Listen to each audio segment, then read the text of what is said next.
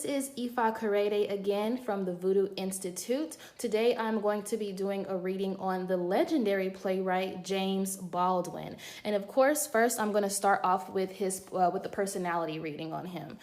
So great Egongon, what was James Baldwin's personality like?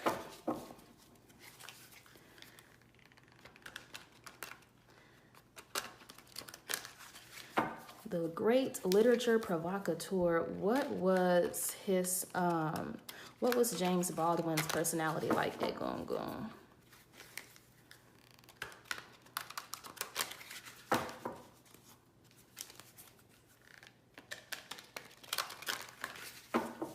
Go get one more good shuffle in. Oh. All right, so let's see. The engineer, okay, the advocate, and then child eternal. Okay, that also came out in our Henrietta Lacks reading. Okay, so the engineer, obviously, he was somebody who was very unique, you know, in how he expressed himself, expressed his experiences, expressed our experiences within the African diasporic community. And then the engineer is also someone that's very innovative. If you know James Baldwin and you're aware of his works, you know that he wrote very unique. He wrote from very unique perspectives, you know, that were not well discussed during the 1950s. Well, he started writing, I believe, in the late 1940s, if I'm not mistaken. Correct me in the comments if I'm wrong. But his career really started to take off in the 1950s and beyond. And so with the engineer, his personality was somebody that was just very domineering, very innovative. Like he was someone that you really just couldn't, you know, tell him, you know, not to express himself, you know, in a certain way. You know, his works, you know, really centered on Black LGBTQ experiences during that time. And so as we know, you know, talking about, you know, LGBTQ rights and things like that was not that. It just wasn't, you know, it just wasn't popular to do that. And so it makes sense that, you know, that his that the card for the engineer actually came out first for him. And if I read the light attributes, it says an ability to give creative energy or practical expression and a talent for designing resolutions into common dilemmas. If you're familiar with any of his work, like Native Son, If Beale Street Could Talk, and a whole bunch of other different things, he actually, you know, in all of his works, you know, he really talks about the Black LGBTQ experience. And not only that, he gives solutions, you know, to these problems. And his solutions to the problem was writing about it, making their experiences known, especially, you know, Black male LGBTQ people. But of course, the darker side of this, you know, is he was very reliant, you know, on his solutions without regard for emotional consequences. So obviously, you know, it was a very dangerous thing that he was doing during that time, which probably even further explains why he decided to eventually move to Europe. So that makes sense. The next card for his personality is the card for the advocate. I mean, like if you know James Baldwin, you know that he was very outspoken and he did not hold his tongue in any way. He was a very pivotal person within our civil rights movement, and even during, you know, of course, the Harlem Renaissance. So, of course, the light attribute of the advocate is somebody that is very inspiring, which, you know, he inspired people to express themselves freely and openly. That's how he was perceived by people within his community and even outside of his community, of course. But, you know, the shadow side, you know, of being an advocate is always embracing negative causes, because, I mean, when you're oppressed and when you're fighting, or when you're fighting or when you're advocating for just social justice in general, you know, it can just be very draining. And so even though this card says embracing negative causes, I don't look at it as embracing negative causes. I view the negative side of the advocate as, you know, the negative causes just being very draining, you know. But with him being an engineer, and not finna take no mess from nobody, you know, it just makes complete and utter sense, you know, that this would just be very draining, you know, to him and even other people, you know, of course, during that time and even now, you know, when it comes to social justices. And then, of course, we have the child eternal, which actually came out in our Henrietta Lacks reading as well. So, you know, the child eternal talks about his very active imagination, which, of course, you know, he was an artist, you know, he was a visionary. So it makes sense that this child eternal would come out. He had a very childlike nature about himself, you know, and even with this child eternal, with his personality, or better yet, even with his even with some of the aspects of his writing, even though he had very adult content in his writing, the places that he had to go in to bring that stuff out, a lot of it came from his childhood, which people could see, obviously, in his personality. Let's see. The companion and the dilettante. Okay. And so the companion, as far as his personality is, you know, he seemed like he was somebody easy to talk to. I feel like he was somebody that could give people really good advice. A lot of people probably relied on him. Since the child eternal did come out, I feel like since this companion and then this dilettante came out, that he had a very old soul.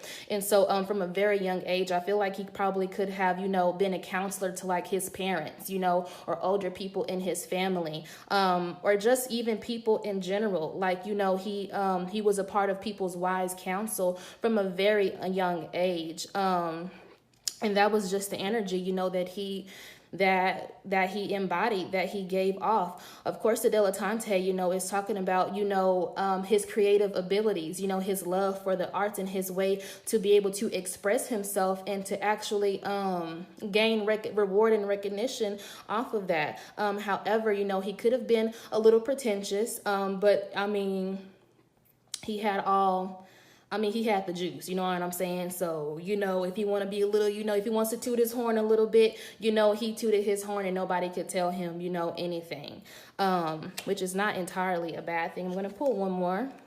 And the detective. Okay, so he was a researcher. You know, he was somebody that, you know, yes, you know, I feel like he didn't talk a lot. Even though he was a part of wise counsel for people, with the detective, I feel like he was just an observer. An observer of people, and of course, their, you know, in their experiences and even his own experience.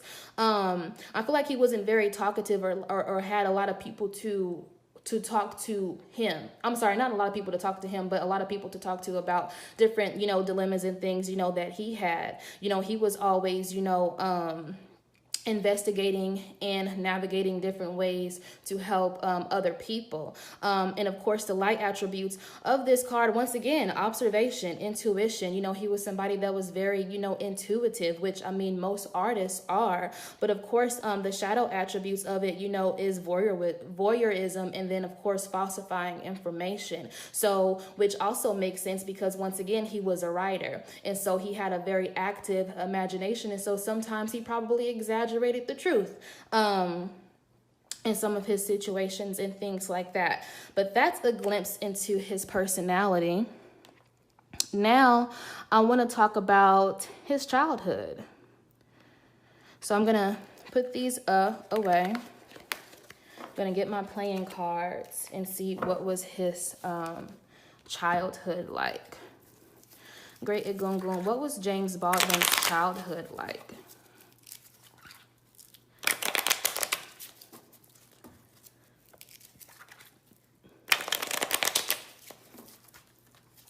Great Egungun, what was James Baldwin's childhood like? Let's get a few more good shuffles in.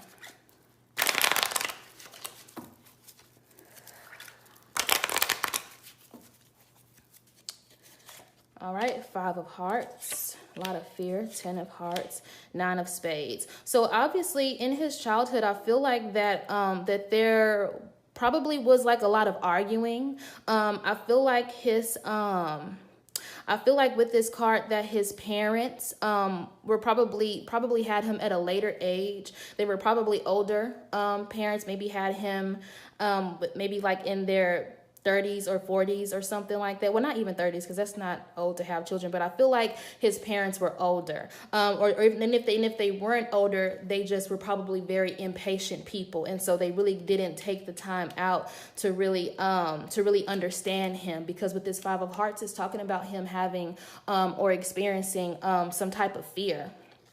And a lot of just arguments and drama, and chaos, which contributed to him even being a bit depressed with this Nine of Spades coming out. I do see that, yeah, he did experience a lot of depression. He was always worried, like maybe worried about, food, or worried about really not even food, maybe just attention, like proper attention from his parents. And then, of course, with him being a gay Black male, I'm sure that also, contributed to the fear that he faced in his childhood, because this is talking about him feeling like he doesn't have a covering or some type of protection.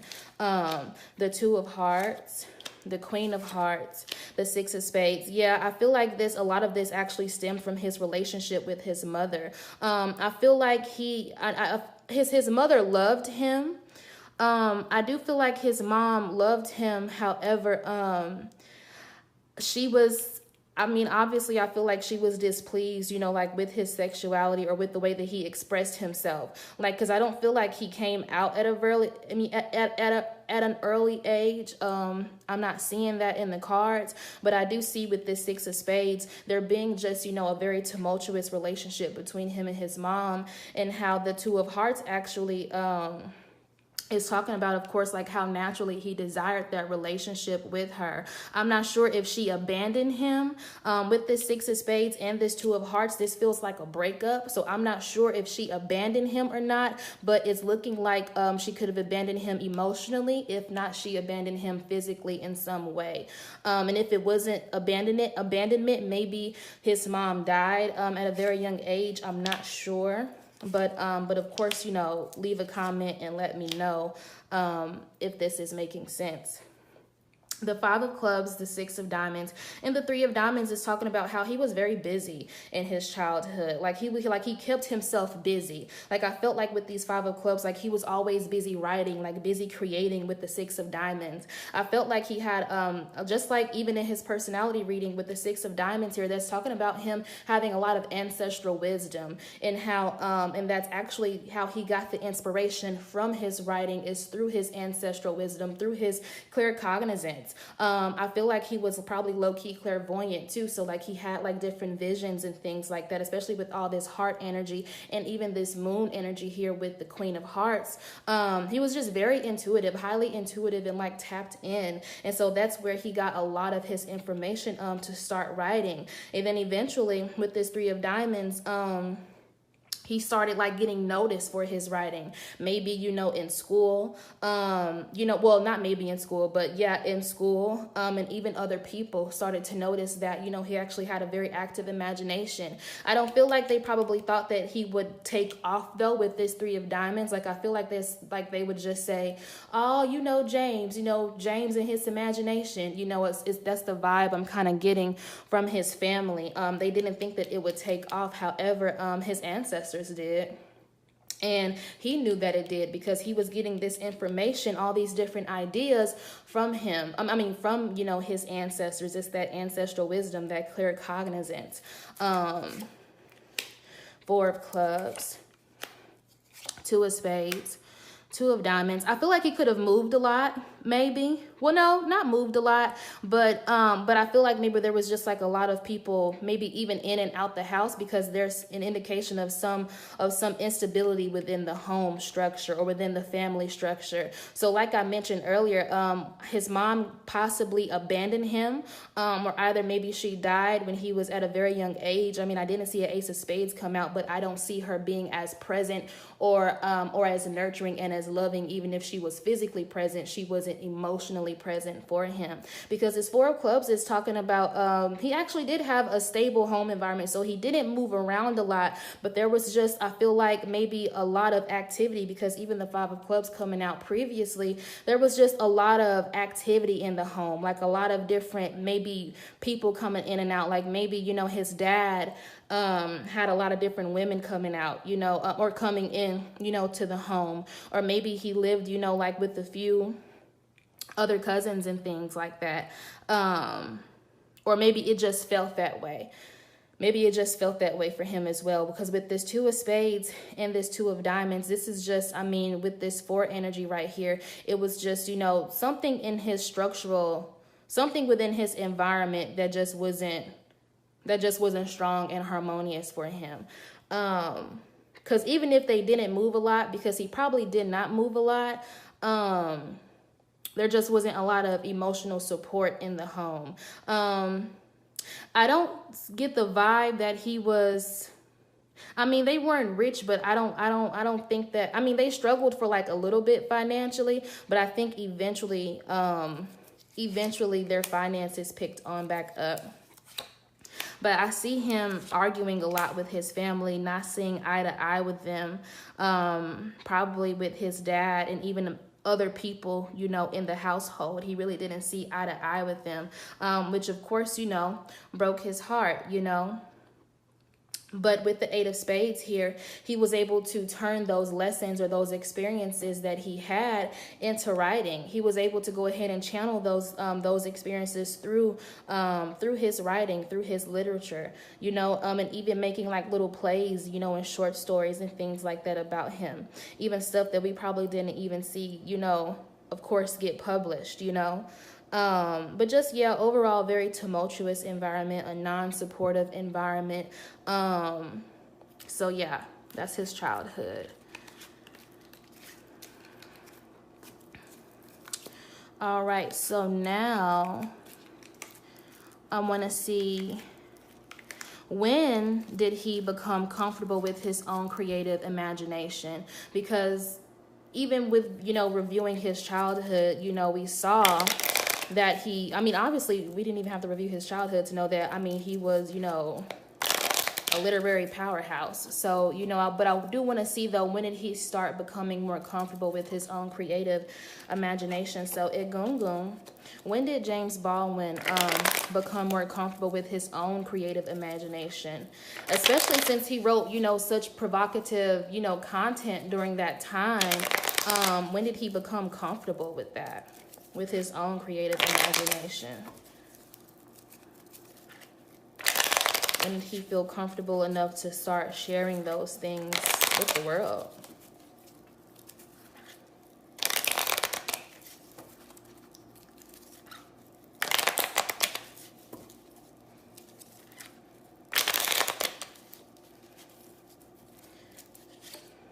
Fuel my fire, take me higher, I'll be your liar too. Cause when we're here, there's nothing better than the sky